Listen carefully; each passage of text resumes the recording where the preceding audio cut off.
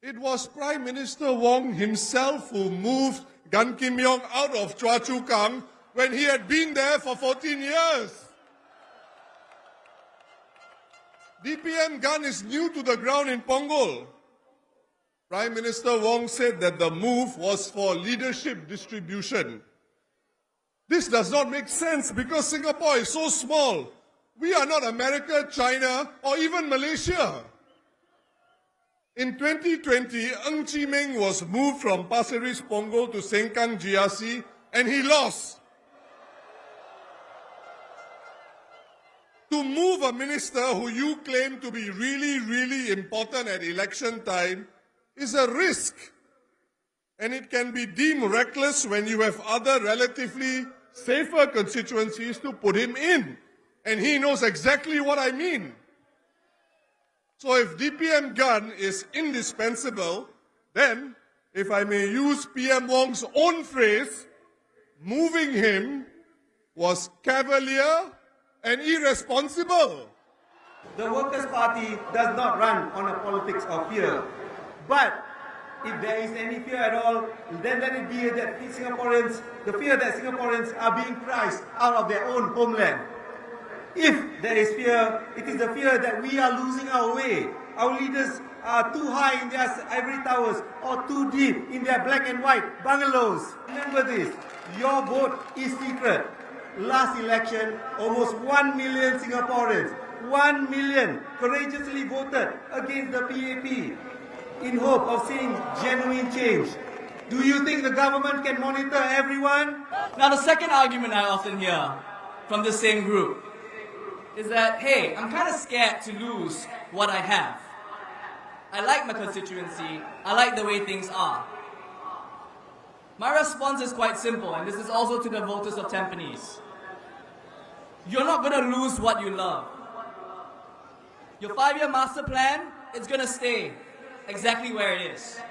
Your parks, your upgrading, your programs, they'll remain. But by voting for us, what happens? You get us as your MPs, but you also get the PAP candidates that you love to become your grassroots advisors, right? You will still get the PA to run programs for you, right? So you'll get 2 Meet the People sessions, you'll get 2 National Day dinners, you'll get 2 Hari Raya dinners, you will have double of everything.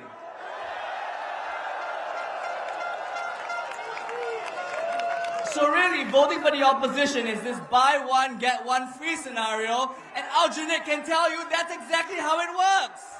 For me, what was so troubling about the attempt to sell NTUC income was the message that nothing is sacred, that valuable domestic entities could be sold for short-term financial reasons, leaving less for future generations to build upon. That we have leaders who know the price of everything and the value of nothing. We saw a minister convicted for impropriety. We endured repeated breakdowns of the public transport system, traced together use for purposes that it was not intended for, an inadvertent release of our NRIC numbers, and the bungled sale of NTUC income to Allianz. Without an opposition presence in Parliament, far fewer inconvenient questions would have been asked. Fewer debates over course corrections and policy errors would have occurred, and mistakes made by the government would not have been held to account in the same way. We are needed for alternative ideas. Proposals that the Workers' Party has championed have made their way into policies over time. We call for more financial support for the involuntarily unemployed so that they are supported as they navigate the changing employment landscape. We champion flexible work arrangements for all and more shared parental leave, so we give families time to nurture those who matter the most. We urge the expansion of the public rental scheme and reduction of BTO waiting times, because we believe that every family deserves not just shelter, but a place to call home. Now, these are just some of the many examples of how when good ideas find their way into policy, we all win. You may have heard of the PAP candidates say Aljunied has had 14 years without a PAP voice. But let's get real. Singaporeans already hear the PAP voice every day. The PAP held almost 90% of elected seats in the last term of parliament. Their ministers are featured daily in the news. The PAP voice is loud and ever present. What is missing is your voice. A voice that asks tough questions, that proposes alternatives, that speaks up for you, even when it's inconvenient for the government. That is the voice of the Workers' Party. The Catholic residents are being served by WP, PAP and PA on the ground. So total, how many? Better or not? Those living in the PAP constituency, how many people are serving them? Huh? Well, have to be fair to them lah. Two. Have to be fair. Okay? But for us is yes. And we too, like the pioneers that came before us, we too can decide to write our story. Our story can be one where my colleagues and I in the Workers' Party will continue to make the PAP work harder for Singapore. It will be a story that even when the going gets tough, we will not sit behind our vouchers and not speak out. At such a time like this, with global uncertainties and challenges, it is even more important for us to have more heads with different ideas in Parliament, rather than having one team speaking from the same script, singing the same song. Workers' Party MPs were outnumbered 1:9 in the last Parliament. But to better scrutinize the government, we need more Workers' Party MPs, not fewer. We can't afford. There's not enough of us. We can only do so much. We need more Workers' Party MPs in Parliament to scrutinize the government. Back in 2011, Mr. Lee Kuan Yew compared the PAP Aljunied team with the Workers' Party team. On the PAP side, there was George Yeo, Lim Hui Hua, Zainal Abidin, Ong Ye Kung, and Cynthia Phua. And on the Workers' Party team, we had Mr. Lau Tia Kiang, myself, Chen Shou Mao, Faisal Manap, and Pritam Singh. Mr. Lee talked up the PAP team as too important to lose.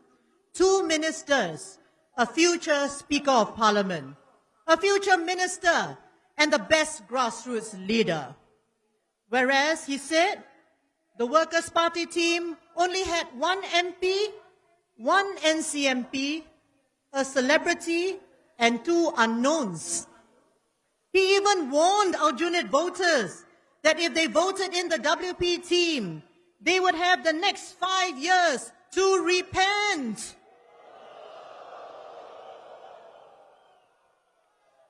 But since the PAP lost Aljunied, has Singapore been weakened? Life goes on. And guess what? One of the Workers' Party's unknowns is now the leader of the opposition. On a personal level, we in the Aljunied team have gotten to know our residents over the past 14 years.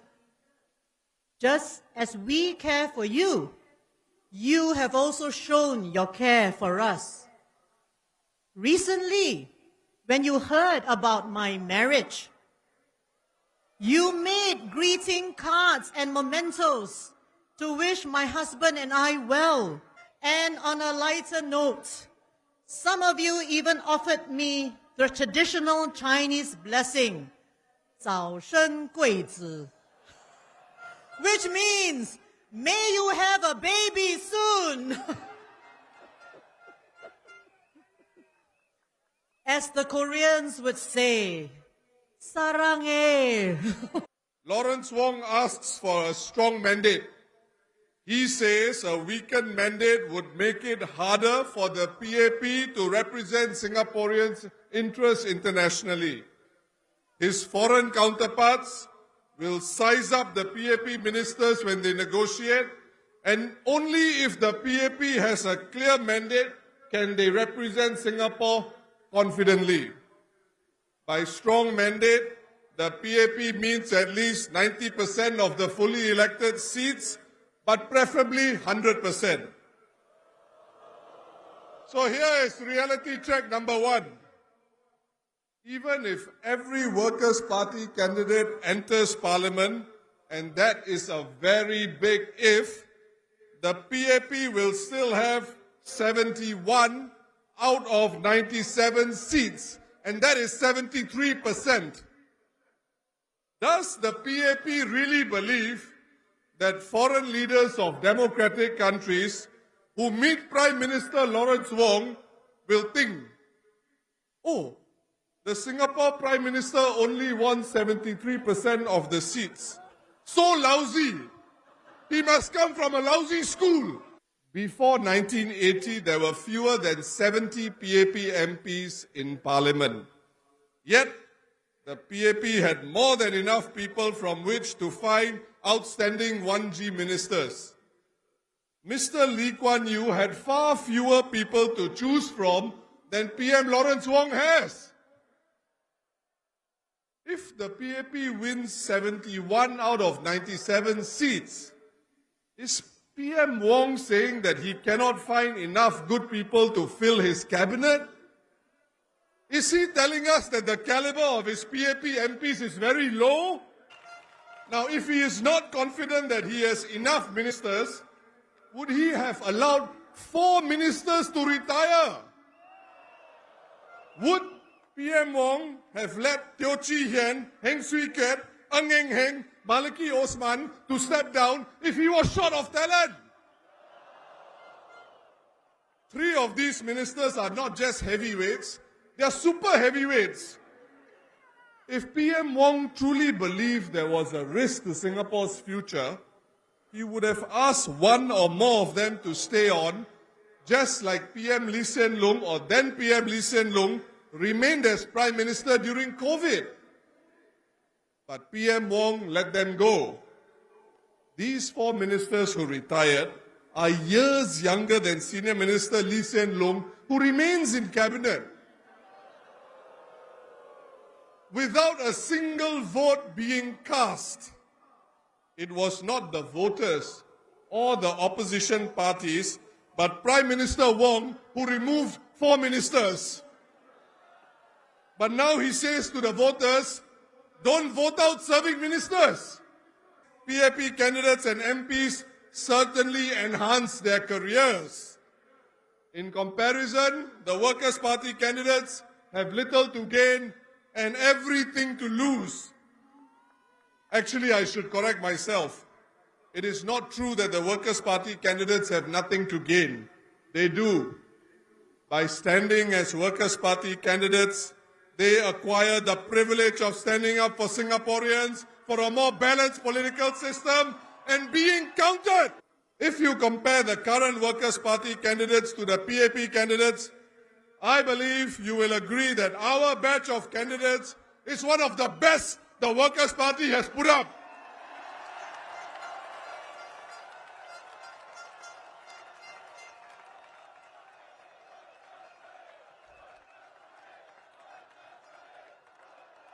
And I would go one step further. The Workers' Party candidates offer all the PAP candidates do and more. These people behind me have come forward to run for the opposition, the Workers' Party. This proves that they are brave, they have guts, they have resilience.